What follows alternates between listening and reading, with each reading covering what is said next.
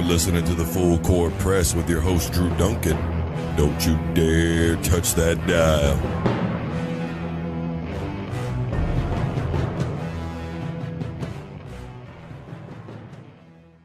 Everybody, welcome to the Full Court Press. I'm your host, Drew Duncan. Don't forget, I am on Facebook, Twitter, and Instagram, all at Drew Duncan 83. You want to know something? Michigan has played 7 games of basketball in 22 days. 7. Hell of a run. I mean, you got to give credit to the kids, right?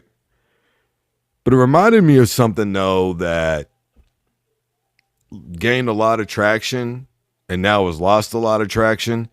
And it's a conversation that I continue to be on, and it's one that I'm going to continue to push. I'm not going to get over it. I'm not going to get away from it. And I'm really upset because I don't know why we're not talking about this anymore, but it's whether or not college athletes should get paid to play. And I just don't understand why we can't get people to agree on this. I know that it's really easy to point to an Alabama university or Michigan or somewhere like that that draws in a lot of revenue, particularly in football and basketball. But when I think about a team like a South Carolina that, even though they're in the SEC, doesn't win a lot of games per se and doesn't really do very well and isn't really a national contender every year, and you know that they rake in over $100 million a year. Hell, last I looked, even the basketball team for South Carolina, women's basketball is bringing in roughly $1 million a year. Then you're talking, plus $30 million in donations. You know, then you've got football revenue, which if I remember right, was somewhere in the neighborhood of $58 million. And you're going to tell me that we can't figure out a way to pay these kids? Look, I know all the debates. How can you compare the quarterback of a Florida State to the volleyball team or the lacrosse team or the track team? How do you do that? You just can't compare. Well, you may not be able to compare one position to another, but I think it's pretty easy to say that the quarterback should probably get paid more than the lineman does. Works that way in the NFL, and it works that way in life. College is supposed to be teaching life lessons anyways, isn't it? So there you go. Not only have you learned money management skills now, because in the NFL, they only get paid during the regular season. That's it. When the season's over, the paychecks stop coming in. So to me, that's what you do in college basketball or college sports. During your season, you get paid. When the season's over, you don't. Pretty simple. Acceptance of your spot. Look, dude, you're an offensive lineman. There's no offensive lineman in the NFL that makes as much money as Tom Brady. There's no offensive lineman in the NFL that's going to come close to making Tom Brady money. So you might as well get that out of your head right now. Life lesson. You want to be top dog in life? You want to be a manager? You want to dictate your own money? Take business classes. Figure out a way to get advanced at your job. It's a life lesson. It's what we're supposed to be learning in college. And I get tired of this whole thing about, well, he could get a job. No, he can't get a job. These kids sign contracts, and they only do it in 3 sports, if I remember correctly, by the way, football, basketball, and baseball, that you're not allowed to work. As a matter of fact, I've met people that ran track at Alabama, and they said it was the same for them. So maybe it's not just the 3 primary sports. And even then, if they could work, when would they find time? You've got to take a minimum of 12 credit hours. They've raised the bar for the standard that you're supposed to be at now for being eligible to play, which I think is good, by the way. 2-a-day practices, which they cut down to 1 finally, but even then, you got practice, you got gym, you got your 12 credit hours, you've got homework you got to turn in, then you're on the road. I mean, come on, think about it. Michigan playing 7 games in 22 days. Do you think the university really, truly gave a damn whether or not those kids were succeeding in class? Think about that for a minute. Or is it all about how they played against Michigan State? You know, the point that I'm making here is that I think it's obvious that we're at a different position than we were 50 years ago. We're talking TV money. We're talking third-party money. We're talking $1 billion industry in the NCAA ranks, especially in college football, And you're going to tell me we can't figure out a way to get grant money or some sort of money that these kids can get. And a lot of people will allude to the $5,000 stipend. Well, primarily that $5,000 stipend is to be used for flights to and from home. How many bowl games are there right now in college football Division I alone? 30, 39, whatever the hell it is. Let's just say it's 30 bowl games. That means 60 teams are going to play in bowls come December this year. That's when everybody's on vacation, except for the athletes who have to stay back and practice and play or travel and play. What about college basketball? College basketball is going on during that time frame. What about wrestling? See, they're not allowed to go home when you or I would go home because they've got to stay back and do sports. Well, they knew what they were getting themselves into. Do you know what an indentured servant is? An indentured servant is somebody who gets free room and board and food, and that's it. They're not paid for the actual work that they do. They're basically being told, hey, look, man, we're giving you this. Come on, I gave you a dorm room to live in. I made sure you get fed. What's your problem? An athlete has to eat 3 times the amount of what anybody else should consume because they're constantly working their bodies. Don't give me this that, athletes have it so great. The pressure of an athlete alone. When Arian Foster was at Tennessee, do you think he walked around the University of Tennessee as an unknown guy? Or do you think everybody knew who he was, stopping him on his way to class, giving him a 5, wanting to talk about the team? How many interviews did Arian Foster do on national television? Do you think anybody really cared about whether or not Arian Foster went to class?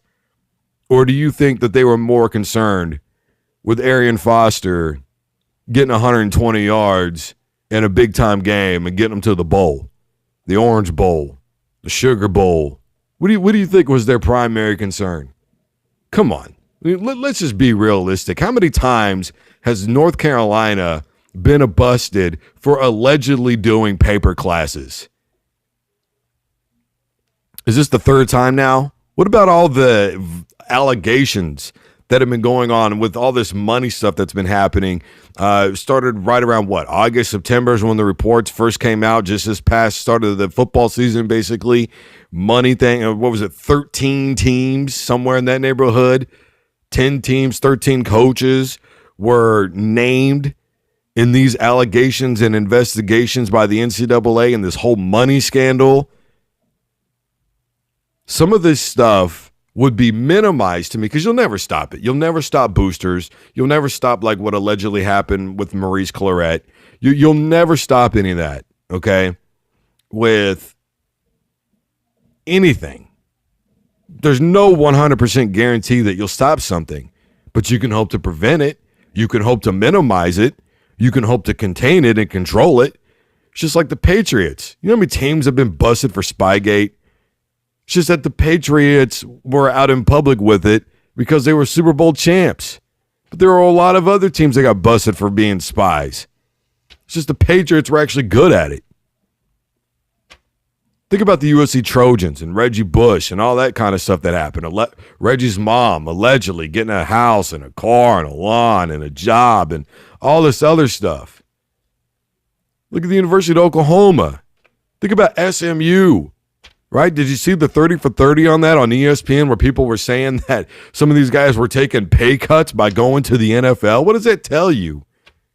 We can minimize some of this stuff, though, because kids might make better decisions if they have just a little bit of incentive. You know what, man? I've got my 10 grand coming to me, dude. I don't really need your money. I'm just going to have to turn you away and say no, bro. And I get it. Not every kid that goes to school or plays in athletics comes from an inner city situation. Not every one of them, grew up with the inability that if it wasn't for their athletic prowess, they wouldn't be able to go to school at all. But I think that whether or not somebody has the financial capability or not, that doesn't really make sense to me. That's an invalid argument. I mean, that's like arguing what's better, Gatorade or Powerade. It's basically the same drink. You're still going to drink one or the other, right? So what does it matter? And I think the thing that really bothers me is that, when kids get hurt, scholarships could get pulled. And people go, well, that's not a coaching decision. That's on the university. It doesn't matter who it's on, which, by the way, it is a coaching decision. It's a business choice. And so if you're going to treat somebody, an 18-year-old, like they are a business decision, because that's what they are at this point, are business decisions, then maybe you should pay them like they're business decisions. Come on, guys. Kendrick Lamar just performed at the college football playoff championship game. How are they not treated like superstars? How are they not treated like paid athletes? Well, if we do this, next thing you know, we're going to be talking about paying Pee-wee kids. You ever been to football in Texas? Some of them Pee-wee kids might need to get paid the kind of pressure that's on them. Jeez. And of course, I'm not insinuating that on a serious note. But the bottom line here is simply this, that when you start thinking about whether or not these kids should get paid, and you start thinking about the work that they put in, the time that they put in, their inability to be able to find an income outside of sports, and even if they could, they wouldn't have an opportunity to because they would be so busy doing everything else that it would be insurmountable. It would be egregious to ask them to do something like that. Like, oh, we need you to go to football practice, film study, do your homework, go to all your classes. Oh, and then when you find time, go ahead and find you a little job at Burger King or McDonald's or something. Get a little something for yourself. There you go, youngin'. That'll work out. I don't understand that mentality. I don't see how people can say that this education that they're getting is priceless when it's not. It comes with a price. They put in a lot of man hours and time and work and effort. I just don't understand why we think it's so bad for them to get paid. I mean, if you can give me some legitimate arguments, I'm willing to listen to them. Hell, I'll even throw them in a video. I'll even say, look, man, dude right here made a valid point. But until you can give me a valid point, I don't mind people disagreeing with me. I don't mind it at all. And there's some people that won't agree with it no matter what. They'll just say, well, dude, the numbers and all that kind of stuff doesn't really bother me. In my day it was this and in my day I was that. And look, I get that mentality, but we're living in a different time. And no, I don't think everybody should get a trophy, but I do think that based off of the work that you put in, you should get something for that. And every one of these kids works their asses off for your and I's entertainment. And I don't understand why Coca-Cola and all these other sponsors are coming in and paying the universities, and you're getting third-party money. And then, of course, you're selling merchandise on top of that. I mean, come on, that's what the O'Bannon case was about, right? UCLA basketball star who sued EA Sports and said, dude, you're using my likeness and I'm not getting a dime for it. The NFL wouldn't tolerate it. Why should the college ranks tolerate it? And I side with him. So let me know in the comments below what you think. This is the Full Court Press. I am Drew Duncan. Don't you dare touch that dial.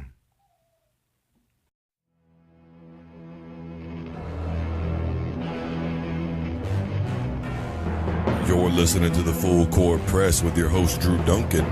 Don't you dare touch that dial.